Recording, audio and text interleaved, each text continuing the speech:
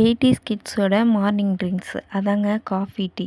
முக்கால்வாசி பேரோட morning drink இதாங்க இருந்தது. அப்போ காலையிலே சாதம் வடிப்பாங்க, இந்த தண்ணி எடுத்து உப்பு போட்டு கொடுத்துருவாங்க. அதேமாரி ஈவினிங் 5-6 மணிக்கெலாம் சாதம் வடிச்சிருவாங்க. அப்போல்லாம் டிஃபன்லாம் கிடையாதுங்க. சில பேர் வீட்டில் இருந்திருக்கலாம், நிறைய பேர் வீட்டில் டிஃபன் கிடையாது. சாதம் தான் வடித்து அந்த தண்ணி எடுத்து சாயந்தரம் உப்பு போட்டு ஆற்றி கொடுத்துருவாங்க.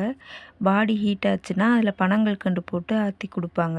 ரொம்பவே உடம்புக்கு நல்லது, நல்லாவும் இருக்கும் குடிக்கிறதுக்கு. யாரெல்லாம் இதை குடித்து வளர்ந்தீங்க, 80s கிட்ஸ்லாம் யாரெல்லாம் இந்த வீடியோஸ் பார்க்குறீங்க அப்படின்னு சொல்லுங்கள்.